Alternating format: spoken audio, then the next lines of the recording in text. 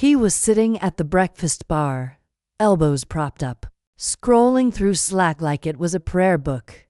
"Do you need anything before I head out?" I asked, pulling my coat on. He didn't look up. "No, thanks." I waited. Nothing. Just the soft tapping of his thumb on glass. I stepped closer. "Elliot." That's when he said it. Calm, flat, almost bored.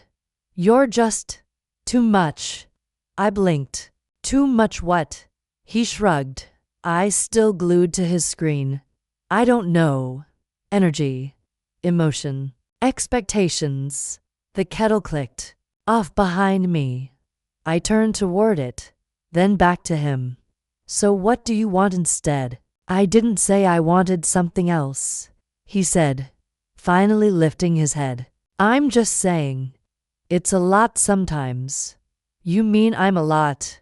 "I mean exactly what I said." I nodded. "Right." He sighed. "See, this is what I mean. I didn't say anything. You don't have to. You're performing." Silence. I smiled then. Small, measured.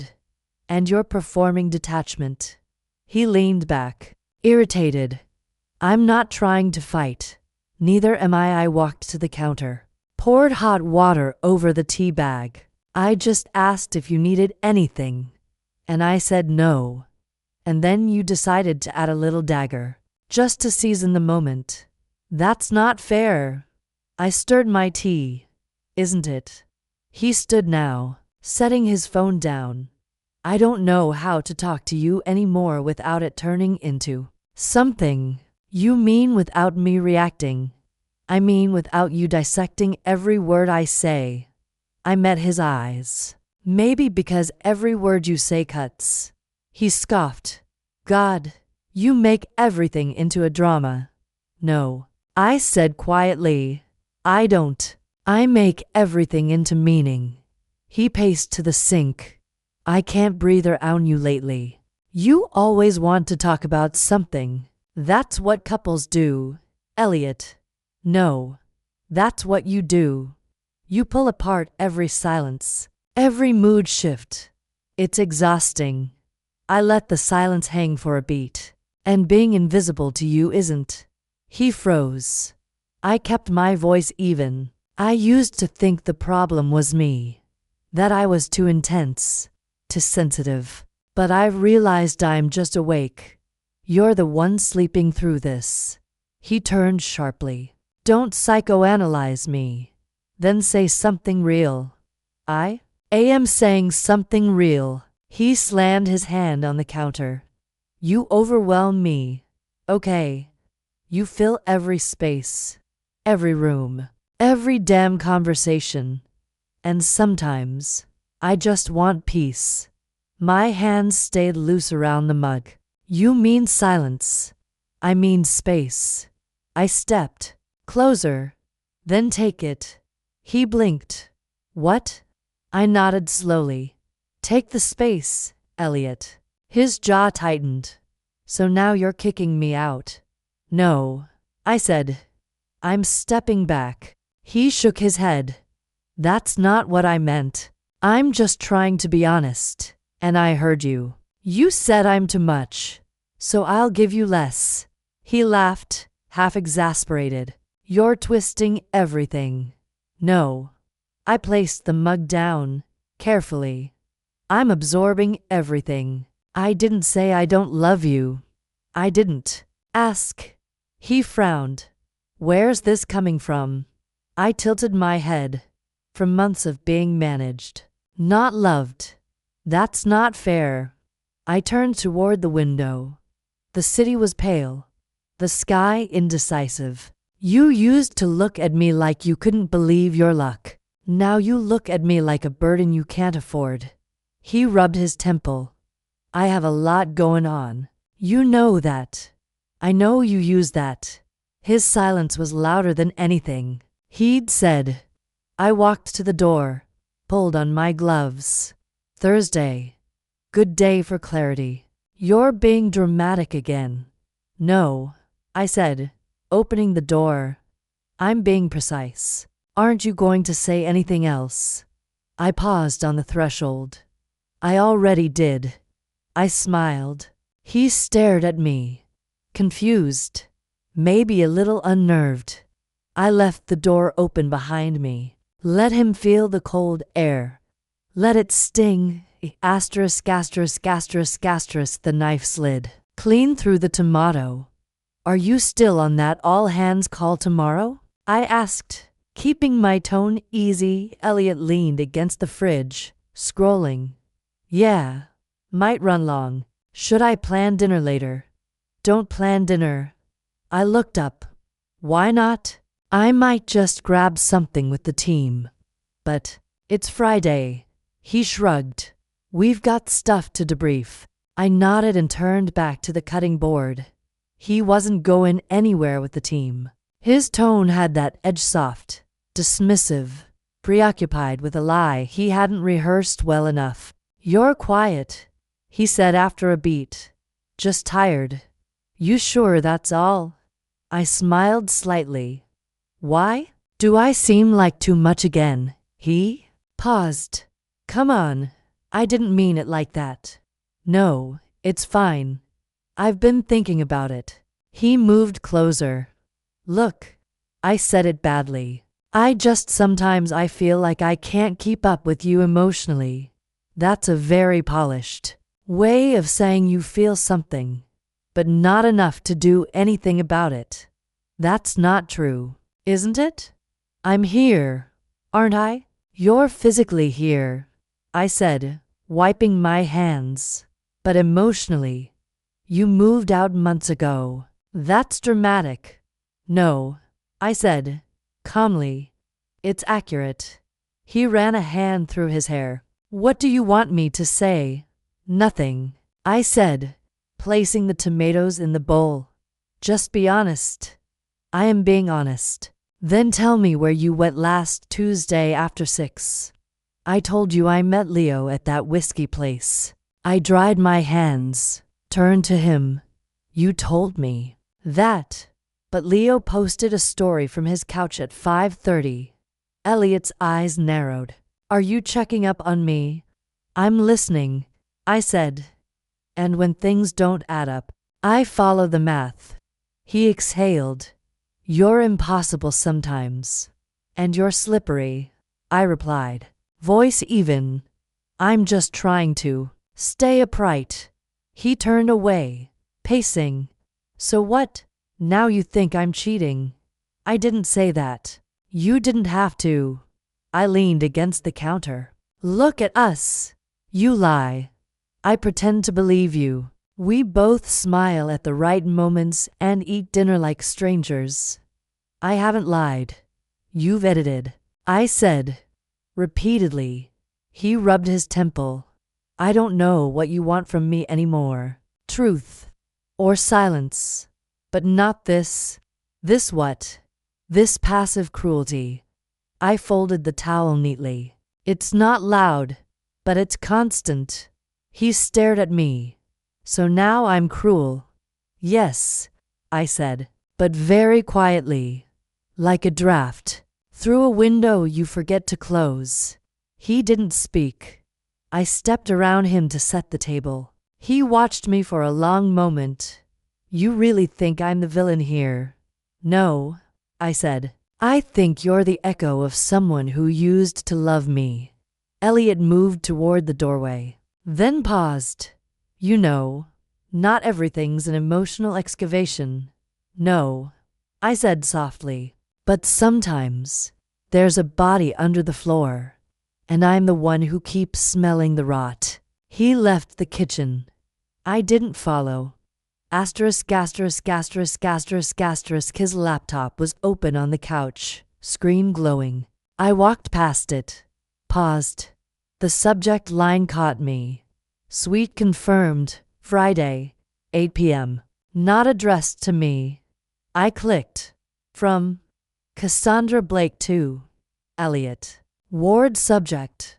Suite confirmed, Friday, 8 p.m. Message. Payment processed. I booked the Riverview. Bring the wine this time, not just your guilt. CMY hand didn't shake. I read it twice. Then I closed the tab, stepped into the kitchen, and poured myself water. He came in 5 minutes later. "Hey," he said, dropping his keys. "You beat me home. You left your laptop unlocked." He paused.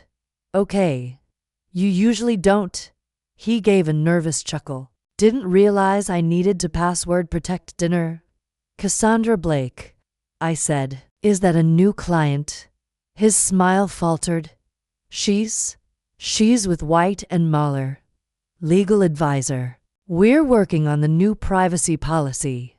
Do all your legal meetings involve hotel suites and wine?" He froze. I sipped my water. "You should lock your laptop. That email wasn't." "Don't lie," I said softly. "You're bad at it." He walked to the counter. "It's not what you think. You've been sleeping with her." "I didn't say that. You didn't have to. You bring the wine, she brings the view." He looked away. "It's not serious, but it's real." He nodded once. "Yeah. How long?" "A few weeks. It just happened." "No," I said. "Things like that don't just happen. You built it. Quietly. Deliberately. I didn't mean to hurt you. You just didn't mean to get caught. It doesn't change anything, doesn't it? I still love you." "You love convenience," I said. "You love access. You love that I build your life while you borrow excitement from someone else's." He took a step forward. "That's not fair." "No," I said. "But it's accurate. I wasn't planning to leave." "And that's supposed to make this better?" "I was trying to keep things steady by cheating quietly." He swallowed. "I didn't think you'd find out." "That's the most honest thing you've said all night." He ran a hand over his mouth. "I didn't expect this to get so messy." "You mean visible?" He met my eyes. "I don't want to lose you." "Then you shouldn't have invited someone else in." He sat down heavily. "It wasn't about her. It never is. Affairs aren't about the other person, they're about the parts of yourself you don't want to face." "And what does that mean?" "It means you wanted to feel like a man without doing the work of being one." He flinched. "That's low." "No," I said. "That's a mirror." He was quiet. I leaned against the table. "Was she worth it?" He stared at the floor. "I don't know." "You do," I said. "You just don't want to say it out loud." He looked up. "I never wanted this to blow up. But you didn't want to stop, either." He said nothing. I walked to the door. "Where are you going?" "To remember who I was before you made me doubt everything." He stood.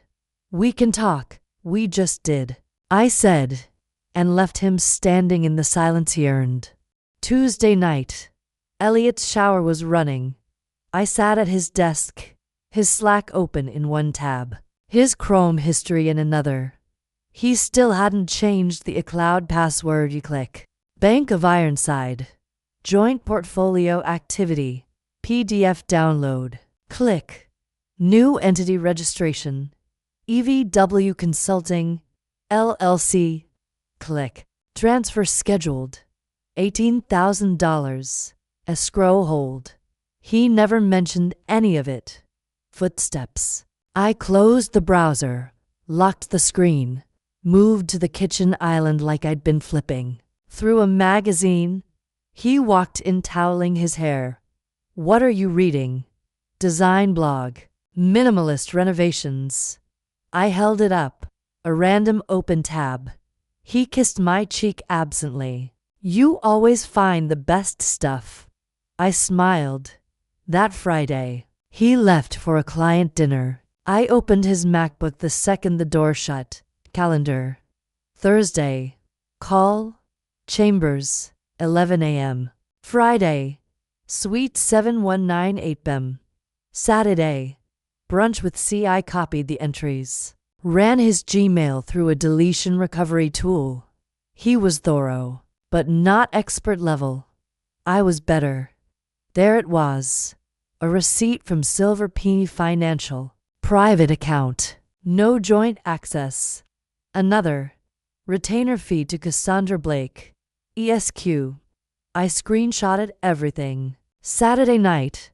I laid our tax returns side by side on the dining table. Elliot walked in. Blinked. Wow, looks like an audit. It is. Something wrong. I tapped the return. This figure. Investment gains. It's $12,000 off from the brokerage statement you gave our accountant. He blinked. Is it? You didn't declare the new account. What new account?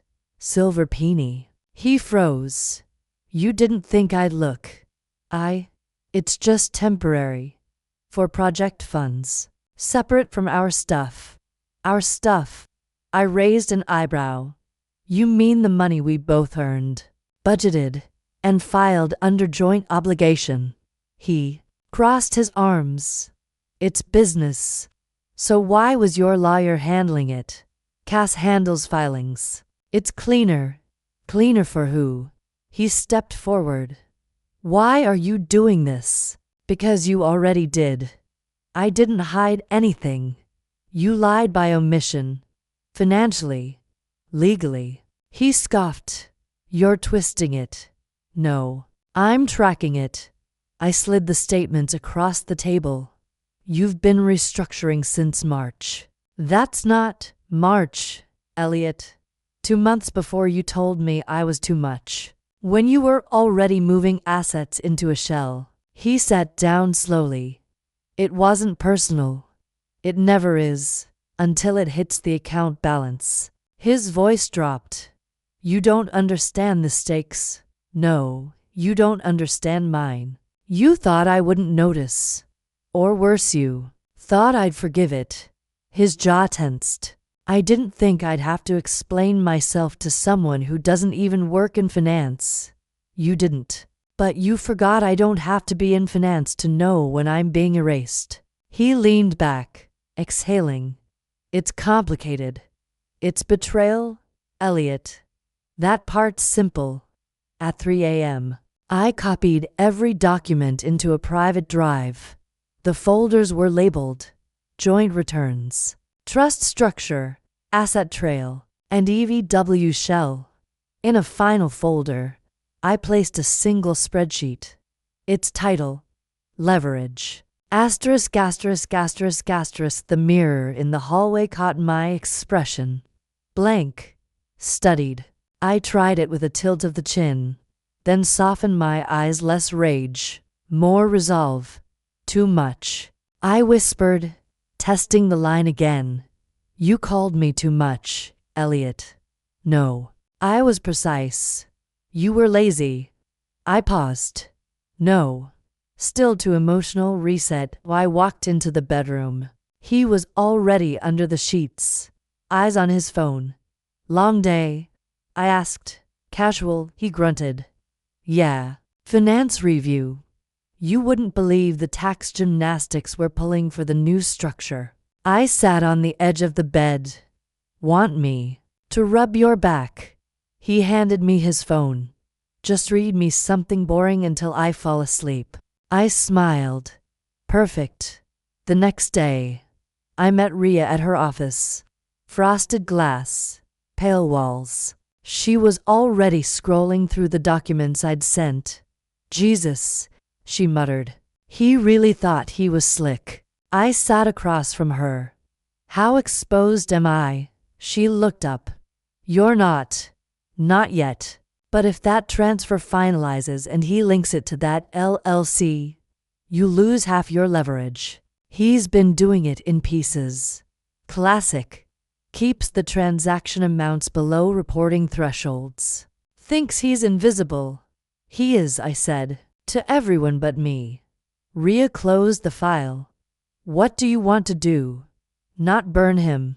Not yet. I want to build a wall he won't see until he walks into it. She leaned back. We freeze the joint assets. File for injunctive relief citing breach of fiduciary duty. Quiet. Clean. I need time. Time buys him more distance. Time lets me prepare a better stage. She gave a slow nod. Okay, but we move soon.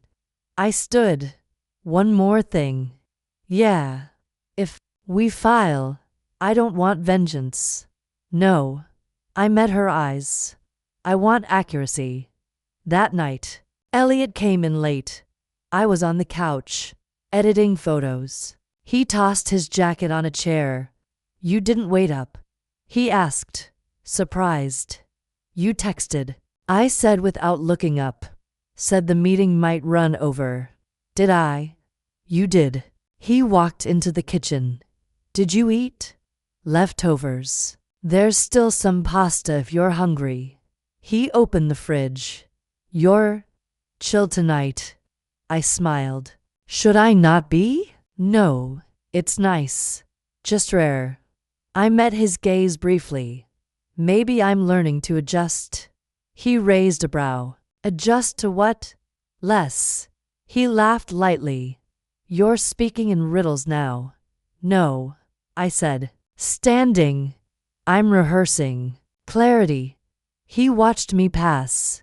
Eyes narrowed but unsure. Sunday morning. Rhea called. Quick update.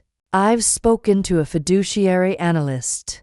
There's a gap in his filing. If he's linked company funds to that private account, and you can show intent to deceive, I can. Then we can file a notice of breach.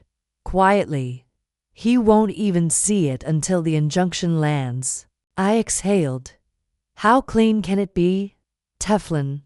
I nodded. Do it. You sure?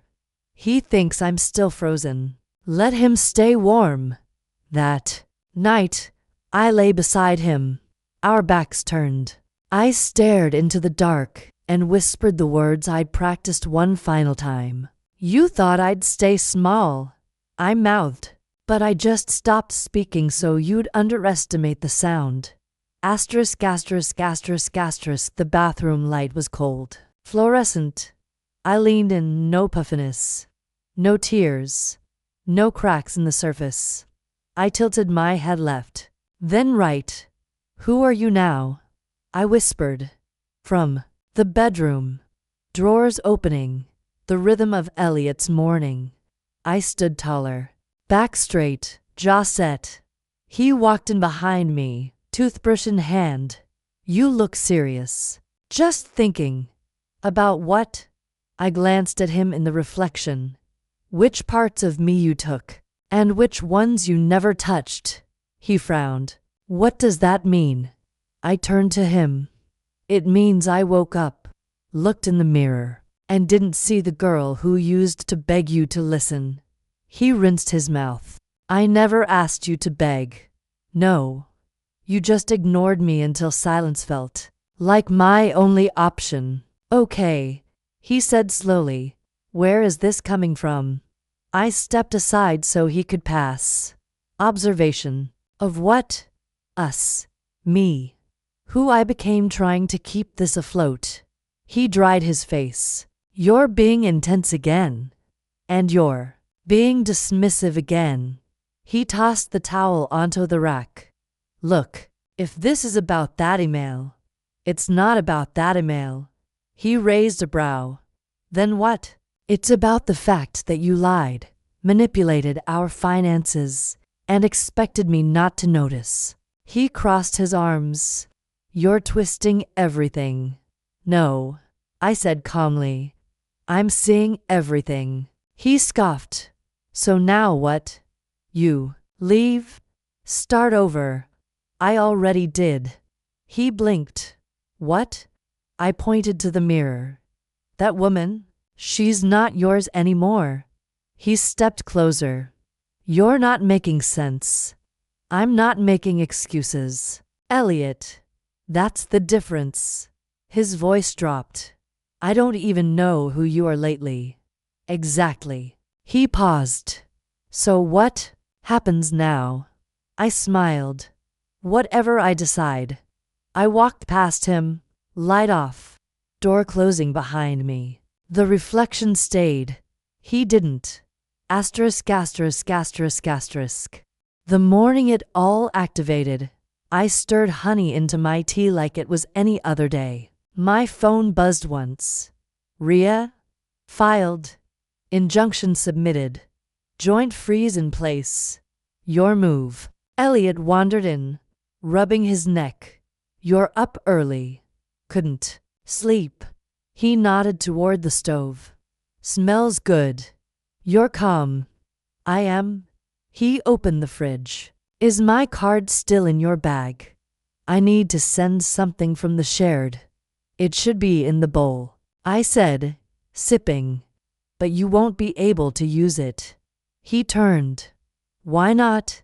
I held his gaze. Because the account's frozen. He laughed. What? The bank was served at 7:15 a.m. His smile dropped. What the hell are you talking about? Joint holdings. Legally paused. There's an injunction filed citing breach of fiduciary duty. You filed an injunction? Yes. For what? For siphoning marital assets. Without disclosure. For hiding revenue through a shell entity. For attempting to erase me financially. He stepped back. Are you out of your mind? No, I said. I'm finally in it. Jesus? You're serious. I have counsel. Who? You wouldn't know her. He stared. Ria? I didn't answer. His voice tightened. You're trying to humiliate me. No.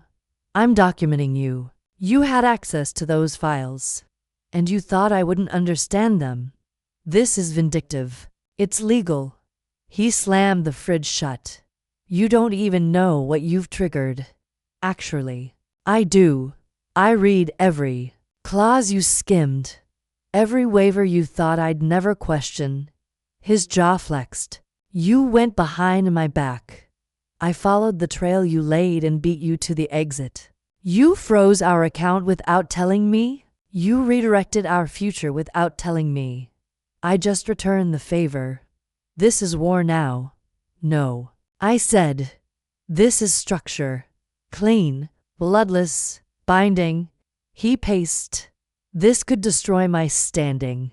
You should have thought of that before transferring our savings into a shadow LLC. You're twisting this. Stop. You gambled that I'd stay passive. You ambushed me. No. I warned you. Every silence, every question you dodged, I was warning you. He pointed at me. This isn't over. I know, I said calmly. There's still the trust dispute. He went still. What trust? Dispute. The one Ria filed under my name, citing mismanagement of marital assets. You filed two suits. One's defense. One's offense. He shook his head. You've really lost it. No, I said.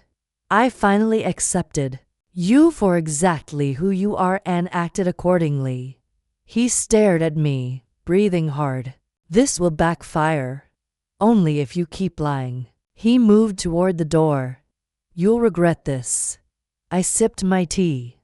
Not even a paper cut. He slammed the door behind him. I didn't flinch.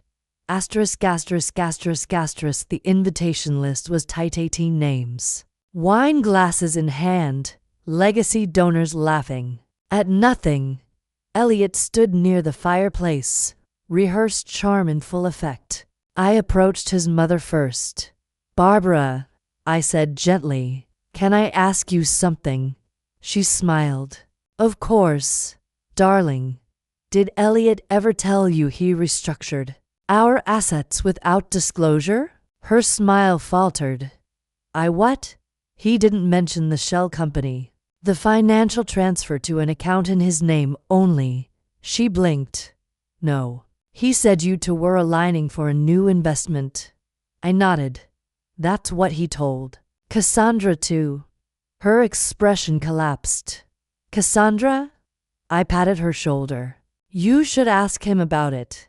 Then I moved to Henry Bass, Elliot's former Stanford mentor and angel investor. He was sipping a Negroni. Henry, I said, how much did Elliot raise last quarter? 3.2. He said, impressive. No. And how much of that went into EVW Consulting? He frowned. That's the holding entity, right? No. That's the shell he created off books. It's where he redirected at least 75 grand from the raise. He blinked. That can't be right. Ask him. I said. I walked away. By the time Elliot caught up to me in the hallway, his face was red. What the hell are you doing? Sharing? With who? People who thought they knew you? You're sabotaging my career. No, I said calmly. I'm correcting your narrative. You told my mother? She asked if we were still engaged. I thought she deserved context. And Henry? I figured he'd appreciate a heads up before your cue for audit. You're making this personal. I didn't mention the affair, Elliot. Just the paperwork. He clenched his fists. What do you want? I want silence to stop protecting you. A week later, Cassandra withdrew from 3 panels. Her LinkedIn went dark. Rhea forwarded me a text. Cassandra to Elliot. I can't be tied to this anymore. It's already leaking. Elliot's board requested an emergency review. No one mentioned me by name. They didn't have to. The silence was mine, and it was louder than anything he'd ever said. Asterisk, asterisk, asterisk, asterisk. He chose a corner table, tucked behind a concrete column. Modern, private, impersonal. I arrived 2 minutes late. He was already pacing. You came, he said. I said I would. He pulled out a chair. I didn't take it. He sat down anyway. You've made a mess. I stayed standing. Have I? You went to my mother, my board, Cassandra. I didn't mention her. He scoffed. You didn't need to. You engineered this. No, I said. You did. I documented it. He pointed. You weaponized silence. That's worse than shouting. You didn't listen when I shouted. He leaned forward. Why now? Why this? You asked to meet. You wanted to talk. Talk. His jaw flexed. You ruined everything I've built. You built it on sand. I brought wind. He slammed his hand against the table. You think this is noble? No, I said. It's clean. He stood. You think this is over? I finally sat. Calm, deliberate. You thought I'd collapse. I didn't. You could have talked to me. I did. You called it drama. He stared, breath shallow. I loved you. You loved having me quiet. His voice broke. You were everything, and you made me feel like too much. Silence stretched. I leaned in, steady. You wanted less of me. Elliot. He blinked. I stood. Now you have exactly that. I walked out. He didn't follow. Asterisk, asterisk, asterisk, asterisk, asterisk. The box was small. Black velvet. Lined in satin. I dropped the ring in without ceremony. No note. No return address beyond the one the courier required. Just a name, Elliot Ward, EVW Consulting. 14th floor, suite 1 for 87. I sealed the envelope and slid it across the counter. This one needs a signature, I told the clerk. He nodded. Priority or express? Standard's fine, I said. No rush. Back home. I unlocked the door to silence. No scattered shoes.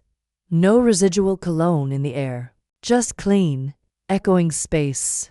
I walked to the window. City lights blinked like they were waiting for something. My phone buzzed. Rhea. Got confirmation. Filings complete. You're officially free. I didn't reply. I just set the phone down and exhaled. In the kitchen, I opened a bottle of wine. Not the one we used to share. A new one, crisp, sharp, dry. I poured a glass, carried it to the couch. No cushions yet. No art on the walls. Just quiet. I sat. For the first time in months, I didn't rehearse anything. Didn't plan my next move. Didn't brace. No ring on my hand. No him in the room. Just breath. Steady. Mine and peace. Unmistakable. Asterisk, asterisk, asterisk, asterisk. I wrote it at the kitchen table. Pen to paper. No distractions. Just breath and silence and the weight of everything I hadn't said. Elliot, you won't read this. That's not the point. You once said I felt too deeply, talked too much, wanted too many things. But you mistook presence for pressure, and my strength for noise. I was not too much. I was just whole. Do you remember that first autumn, when I stood in the rain and argued with the valet because they scratched your car, and you told me later I should have let it go? I should have let you go. You taught me how easy it is to shrink by inches. Not all at once, just enough to confuse it with compromise. I smiled when you dismissed me, laughed when you used me, softened when you cut me. That wasn't love. That was performance. And I was very, very good at it. But here's what I owe myself more than I ever owed you. I'm sorry. I'm sorry for dimming, for delaying, for rationalizing. I'm sorry I made silence my sanctuary instead of my weapon. I'm sorry I waited for someone to see me when I already had a mirror. You mistook my stillness for surrender. That's on you. You thought I was staying because I couldn't leave. I stayed because I was studying. You thought you'd broken me. You didn't. You clarified me, and now, when I look at my own reflection, I see someone you'll never touch again. Not because I hate you, because I remember me. Me. I folded the letter, sealed it in an envelope, wrote nothing on the front. Then I placed it in the drawer and left it there. Not for him, for the girl who almost forgot her name. The bookstore was quiet. Early, sun spilling through the windows like a quiet promise. I liked coming here before the world caught up. Same table. The barista asked. I nodded. Always. Black coffee. No sugar. No need to soften what I could carry now. I opened my laptop and answered to client emails. Flagged a third. Nothing urgent. Nothing that pulled. I closed it without guilt. The woman at the next table leaned over. Excuse me, your scarf's falling. I smiled. Let it. She laughed. Power move. No, I said. Just ease. My phone buzzed. Unknown number. I didn't answer. A minute later, a voicemail. I played it on low. Elliot, I just wanted to say I've been thinking about everything. I know it's too late, but I guess I didn't realize how much I was holding onto you until you let go. Anyway, I hope you're well. I deleted it. The barista brought over a refill. On the house. Why? You come in, sit alone, never ask for Wi-Fi. That's rare. I nodded. I like less now. He tilted his head. Less noise. Less need. Less pretending. He grinned. That's the good stuff. Outside, the light turned gold. A mother passed with a toddler holding her hand. A dog barked across the street. None of it was mine. And somehow, it felt like all of it could be.